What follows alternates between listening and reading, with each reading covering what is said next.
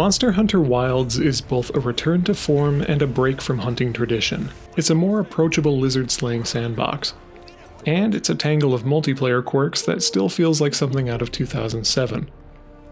It's the cleanest Monster Hunter has ever played, and it's a temperamental piece of software that might crash if you tab back in at the wrong time. More than anything, Wilds is an action game fighting in a class without contenders. It's a new height for haymaker hammer blows and the pounding drumbeat of gunlance blasts, for watching your trio of seeker arrows spear a fleeing wyvern out of the sky, sending it plummeting down to earth as your cheering teammates kick their raptor mounts into a charge. Wilds signals a new era for Monster Hunter, one that pares down anything that stands in the way of diving into battle with creatures 10 times your size. If there's a word for Wilds, it's streamlined. It's a seamless wilderness where any hunting prep can be done in the moment and on the fly. It can feel like a wonder, but it's not a wonder without a cost. In providing as much monster hunting as possible, Wilds has carved away some of Monster Hunter's charm. But God, it feels good to fight those lizards. Throughout my almost 70 hours with Wilds, I could feel the 20 years of iteration behind its combat design. The latest round of tinkering with Monster Hunter's 14 weapon types is a feast for every style of wyvern slayer. Next to the flashy new attacks and focus strike finishers, there's a subtler artistry here that's easy to overlook. Small, considered tweaks, like new windows for adjusting your footing at the tail end of attack animations, make Wilds the smoothest Monster Hunter fighting has ever felt, without sacrificing its meaty texture. Each weapon feels like it's been through its own shonen training arc. My beloved hammer has never been more of a mobile wrecking ball. It's been blessed with Mighty Charge, a heavy charge attack that provides both a brutal finishing blow for capping off combos, and a smooth pivot point for sliding into my next sequence of hits. The steady ramp-up of Switch Axe culminates in explosive new whirling attacks, and dual blades are like playing a blood-frenzied Beyblade. Feeding into all those weapon updates is the new focus mode and wound system.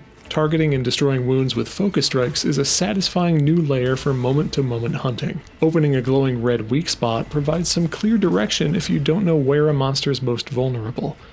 And the hefty chunk of guaranteed damage gives me a reason to break up my bread-and-butter attack combos. After Rise's wire bugs and wyvern riding, it's a refreshing return to boots-on-the-ground monster hunting. Plus it, looks and feels sick. That helps.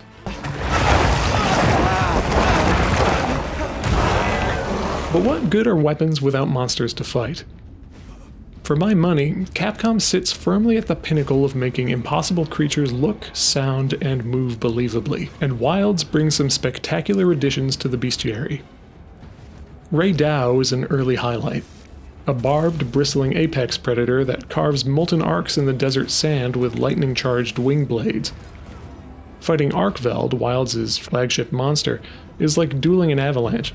It's an onslaught of lashing chains and eruptions of blood-red energy. They're not just fun to look at, they're fun to learn. Like my hunter, I'm not just fighting monsters, I'm studying them. It's that old Monster Hunter magic. Just by familiarizing myself with the game, I'm deepening the fantasy. I knew you'd show up. Glad we didn't disappoint. Wilds is a leaner, streamlined Monster Hunter, and nowhere is that more clear than in the game's core story. The first dozen hours of Wilds is a tight, cutscene-driven hunting tour of the Forbidden Lands, a region that's been closed off for 1,000 years. It's a smart change of pace for settling into the rhythm of monster hunting, steadily doling out the basic systems of crafting, cooking, and gathering through an escalating sequence of story hunts. What baffled me about low rank, though, is how it handles the new season system. In Wilds, each region cycles through 3 seasons that influence monster spawns, endemic life, and resource availability. A fallow season, where the environment is depleted and hungry predators roam in greater numbers. An inclemency period, where massive storms sweep the landscape. And a season of plenty, where the ecology is renewed and revitalized. The seasonal cycle produces some stunning visuals. When inclemency hits the windward plains, the onset of a raging, sky-blackening lightning storm makes any desert battle with a Doshaguma feel climactic. When the Scarlet Forest blooms into plenty, it becomes a lush, vibrant Eden, if Eden had a healthy population of violent megafauna. Problem is, you see very little of those seasonal shifts at first, because they're initially tied to story progression. You spend most of your story hunts in each region's fallow season, only getting a taste of plenty before being bounced to the next locale. As a result, most of my first dozen hours with Wilds were spent seeing its environments at their dingiest. It's a shame, especially when the detail in Wilds' monster designs really pops in the plenty season. Once you roll credits and hit high rank, however, Wilds becomes a freeform hunting playground. Seamless hunt transitions, deployable pop-up camps, and a mobile guild handler are all designed to remove as many barriers as possible between me and my next target monster. Starting a hunt can be as simple as walking out of camp and landing a few hits on the nearest beast. If I want to roll right into another hunt after bagging that Balahara, I can stay out in the wilderness indefinitely. As someone approaching my 10th year of playing Monster Hunter, finishing a quest without being booted back to the hub feels a bit like witchcraft. But at the same time, it's that streamlining where I worry Monster Hunter is in danger of sanding down too much of its own identity. Take The Secret, for example. I love my Raptor horse. The mid-hunt weapon switching it lets me do, again, it's witchcraft, is great when I want to sever a tail that my hammer can't cut, but The Secret underlines how much of the actual hunting has fallen out of Monster Hunter. There's no need to find a monster anymore. As soon as I hop in the saddle, my secret will start ferrying me to my quest target, even if I haven't seen it.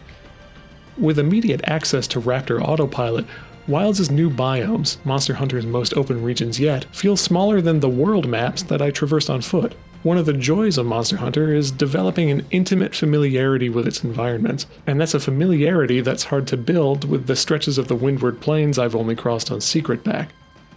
My opinion might change when I'm on my 6th hunt for Raydao parts in a row, but I can't deny that I find myself yearning for the days of combing the ancient forest for Anjanath tracks. And no matter how good the gooey cheese tech is during villager feast cutscenes, it can't make up for the muscular chef-shaped hole in my heart when I'm otherwise left to grill my own food. But that won't keep me from appreciating Wilds' multiplayer improvements. Playing with your friends still has a clunkiness to it, but being able to form link parties that simplify hopping into each other's hunts, regardless of what lobbies you're in, is a welcome update. Unfortunately, even though Wilds made it easier to join up with friends, my hunting sessions have been interrupted by repeated crashes. My PC is comfortably within the recommended specs, and in terms of frame rate, the game runs great, but that hasn't prevented it from crashing out during loading screens. I'm not the only member of the PC Gamer team to deal with crashes, though I've had the worst luck with them. Until a patch arrives, I'm at risk of smash cutting to desktop whenever I try to join a friend's hunt. Monster Hunter Wilds and Capcom's biggest hit of 2024, Dragon's Dogma 2, share more things in common than just using the same proprietary RE engine. Not only do they look quite similar, but their performance on the humble PC is roughly the same too. If you've already tried the Wilds benchmark tool on your gaming rig, you know what to expect. However, that tool focuses more on the cutscenes rather than the game's open world, so your CPU and graphics card will be pushed harder than you think. So unless you're using the very latest high-end processors, you'll need to head into the games menu and start tweaking things. There's an enormous number of graphics options you can play around with to improve the frame rate, and just as with most open-world 3D games, you'll want to look at the render distance, shadow distance, and shadow quality settings first. But even then, you might struggle to hit a consistent 60 FPS, unless you enable DLSS, FSR, or XeSS upscaling. PC gamers might not want to hear this, but you should enable frame generation, as that really helps the minimum frame rates. However, Capcom hasn't set AMD's FSR frame generation system to operate independently of the upscaler, so if you're a GeForce RTX 20 or 30 series graphics card, you'll need to use FSR instead of DLSS to enable frame gen. While Monster Hunter Wilds never looks outstanding, even on maximum settings, it doesn't look really bad either, unless you drop every setting right down. Just as with Dragon's Dogma 2, it's best to ignore the somewhat fuzzy edges, dull tones, and asset pop-in, and focus on changing the settings to get a performance you're comfortable playing with. Monster Hunter Wilds feels like a turning point. Updates like Focus Strikes add promising new dimensions to a magnificently indulgent combat design, and its seamless hunts and shifting seasons push the series closer to realizing a living ecology for its monsters. Without more room for Monster Hunter's history, however, that wilderness feels like it's missing some soul. Check out our full review of Monster Hunter Wilds on PCGamer.com.